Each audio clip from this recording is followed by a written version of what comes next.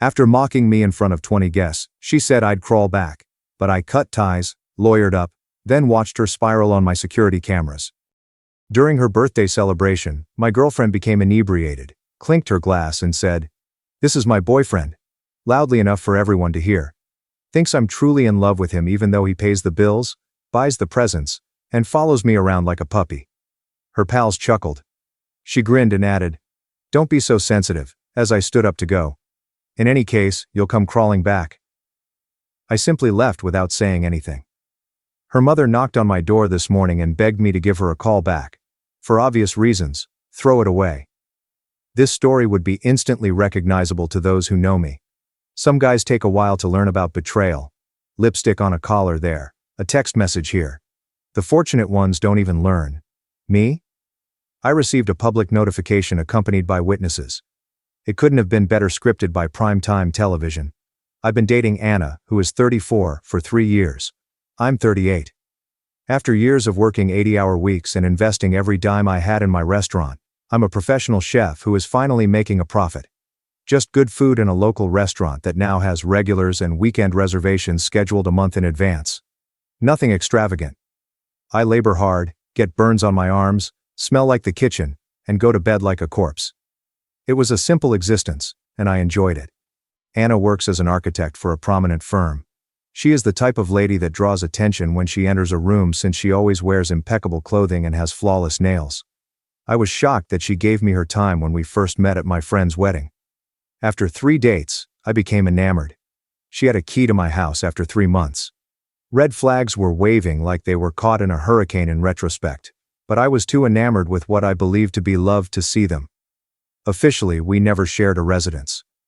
She stayed at my house most nights and kept her apartment. When she had to work late or needed time with me, she would always say she needed her own place. Despite the fact that I was paying for both locations, I respected that. Last Saturday was her birthday. I'd been organizing it for weeks. Not mine, but her favorite Italian restaurant, Vincenzo's, is where I reserved the private room. She continually complained about combining business and pleasure, even though I could have hosted at my restaurant. I organized a special cake with the glitzy gold leaf she liked and invited 20 of her closest friends. Dropped $3,000 with ease. Hey, that's what you do for your loved ones, isn't it? It was a good dinner. Delicious dinner, lots of wine, and laughter from everybody. Since we got there, Anna had been downing Aperol spritzes. It was looser than normal, but not sloppy drunk. I was seated to her right at the head of the table. Megan and Taylor, her co-workers, were present. Her sister Amanda, a few college friends, and a couple of the guys from her yoga class. Then it was time to make toasts. Jade, her best friend, started off by sharing a story about their spring break in college. Next, I told her I loved her and looked forward to many more birthdays with her. But I kept it simple. People sipped their wine and clinked glasses. At that moment, Anna got up and held a glass. I assumed she would express gratitude to everyone for attending. Rather, she smirked as she glanced around the table before placing her hand on my shoulder. "This is my boyfriend Reed," she said, giving my shoulder a slightly too tight squeeze. "He pays the bills, buys the gifts, follows me around like a dog." "I still think I'm in love with him," she said, pausing for effect and looking around the room. There was a pause of 2 seconds at the table. After that, her pals began to chuckle. Not all of them. Although her sister appeared embarrassed, there were enough giggles that I thought the room was closing in on me. Anna must have seen the expression on my face because she rolled her eyes. "Oh my God," she said. "It's a joke." However, it lacked warmth. I got up and placed my napkin on the table. I simply took my jacket from the back of the chair without saying anything. She asked irritably, as if I were destroying her evening, "Where are you going?" "Home," I murmured softly. Didn't want to stir up trouble. I simply had to leave before I said something I would later regret. The whole table could hear her hitting me with it at that point. "Be less sensitive. In any case, you'll come crawling back." She stated it with such assurance and contempt, as if it were a known truth, as if I were a well-trained pet that would always come back, no matter how mistreated. I simply left and drove home without saying a thing. There was only the sound of tires on asphalt, no radio, no calls. Just my own thoughts racing like a hurricane. What on earth had just occurred? What's more, why didn't I feel more shocked? I arrived home to a modestly sized home with a good backyard and a deck that I had constructed the previous summer. I sat outside after pouring myself 2 fingers of bourbon. In hindsight, 3 years of recollections suddenly appeared different. The incessant remarks about my rough hands, my continual food odor, the fact that she was unable to take me to see some of her friends because I couldn't understand their conversations, and the way she rolled her eyes when I brought up the restaurant. The enigmatic late nights at work. The jokes about finding someone more intellectual. I wasn't a moron. I was aware that she was more in love with the lifestyle my increasing success offered than with me. However, I suppose I assumed that would eventually develop into something actual. What a farce. For a long time, my phone blew up. Anna texted me in a variety of ways, from defensive to angry, from trying to spoil my birthday to begging, "Baby, please come back." I didn't ban her number, but I did turn off the notifications. Wanted to document everything in case things got out of hand. I had clarity when I woke up on Sunday morning that I hadn't had in years. I gathered all of Anna's belongings at my home. She packed everything neatly in boxes, including jewelry, clothes, makeup, and the dumb exercise bike she purchased and used twice. Took roughly 3 hours. I carried everything into my truck and set her key on top of one box. I went to her residence by car. I still occasionally used the key she gave me when we first started dating to drop off things or wait for her when she was running late. I entered her living room and stacked all the boxes. I wrote a little note after that. Think of me as not crawling back. You pay your rent at the end of each month. You're on your own after that. I walked out after leaving my tea on top of the notice. My phone was exploding once more by Sunday afternoon. Anna must have discovered the boxes when she got home. She texted me a picture of them stacked in her living room with the words, "Really?" So I knew. "You're managing things this way." The text became desperate. "Call every 5 minutes." I didn't respond. Rather, I gave my attorney a call, explained the circumstances, and requested that he write a document formally terminating my financial responsibilities to her. I changed the passwords on all of my streaming services and called my bank to remove her as an authorized user on my credit card. Admittedly, Sunday night was difficult. My entire life has been centered around being a trustworthy man who always shows up and completes tasks. It felt like a failure to end a 3-year relationship, even one with serious flaws.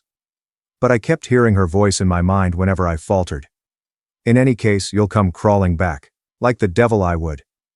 As usual, I went to work on Monday morning. I got caught up in staff scheduling, meal planning and prep work. Told Marcus, my sous chef, what had occurred. He gave a nod. Said, "She never deserved you, boss." And that was all. No pity party, no drama, just acceptance and progress. For this reason, I like the company of kitchen workers. I've always appreciated the honesty that exists there.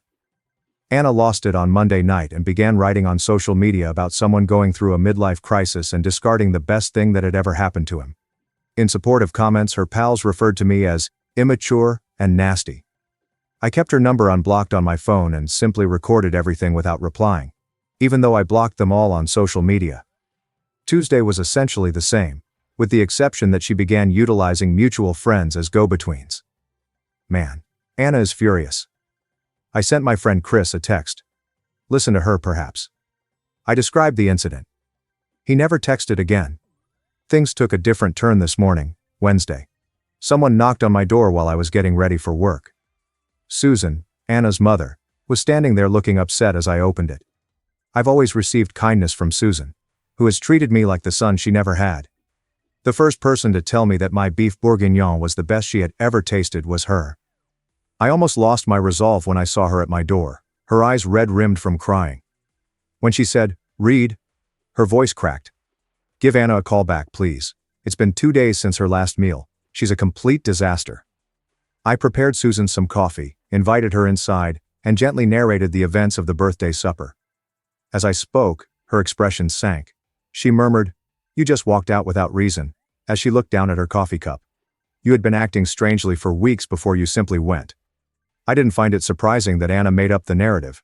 She never took ownership of her actions. "Susan," I said, "I loved your daughter. I think I still do, to be honest. However, I can't be with someone who doesn't respect me enough to make fun of me in front of her friends and then expect me to get back up." Susan gave a slow nod. Finally, "I understand," she said. This is not how I brought her up. I'm so sorry, Reed. She gave me a strong hug at the door and departed shortly after. A weight lifted from my shoulders as I watched her drive off. At least someone in Anna's family is aware of the truth, even if she never admits what she did. It is presently Wednesday evening. Anna has been getting worse all day long as I type this. According to my home security camera, which was placed following a break-in last year, she has had her sister phone my brother, her yoga instructor email my sous chef, and she has driven by my house twice. No one has received a response from me. I never imagined how powerful the silence would feel. I've been reflecting on dignity, self-respect, and the distinction between being dependable and being a doormat while I sit here tonight. I mistook the two for too long, no more. To anybody who has experienced what I have, someone who gives and gives until nothing remains, who takes crumbs of love as if they were food, I wish you the fortitude to leave. At first it hurts like hell, but after that there's calm. Believe me, I have no idea what the future holds. Anna might send more flying monkeys. Perhaps the start of recovery. In any case, one thing is for sure. I'm not going to crawl back. Not right now. Never. Update, after 3 days. Since several of you requested, here's a quick update. Anna is still attempting to get in touch with me, yes. She now employs apologetic, rather than furious techniques. She sent a handwritten note via courier yesterday. Now who does that?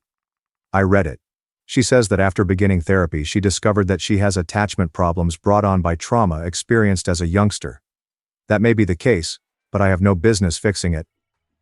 Many inquired about the finances. Yes, I have taken precautions. An official letter detailing the termination of any financial support was given to her by my lawyer. Despite my voluntary payment as a show of support, the flat lease is solely in her name. I own the car. She's got her own. In case she attempts to say that we were common law mod or anything, I've recorded everything. In fact, Amanda, her sister, apologized for Anna's actions. Said that the events during the birthday dinner had embarrassed her. It seems that she has been complaining about Anna's awful treatment of me for years. It's good to know she has a conscience among her friends. Oh, and to answer your question about retaliation, my only strategy is to live a good life. Resumed going to the gym. Re-established contact with friends I had forgotten. I even enrolled in a specialty pastry course that I had been putting off. I was spending $3,000 a month on Anna, but it turns out that having that extra money opens up a lot of options.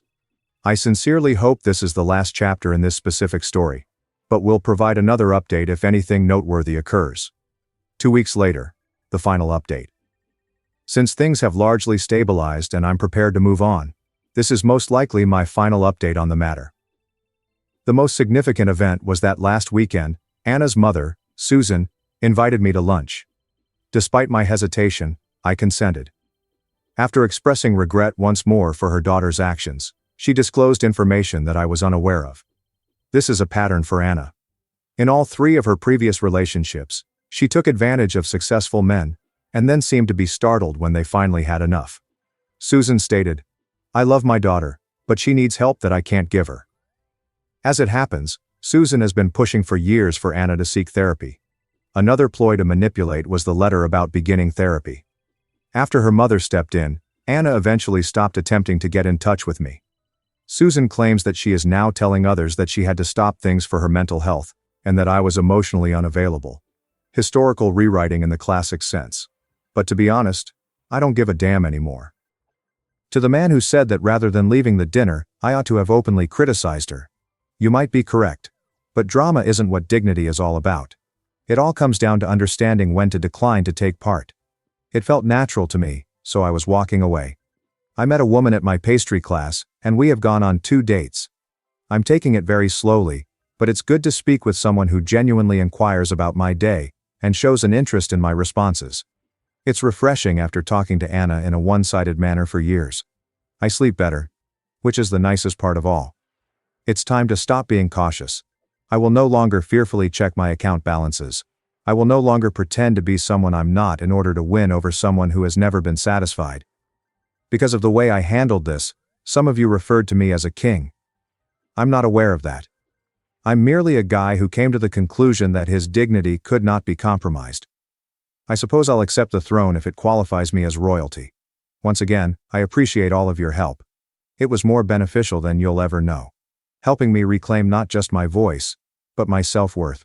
Thanks for watching and diving into this wild family drama with me. If you love Reddit family drama, don't forget to subscribe and turn on notifications so you never miss the next one.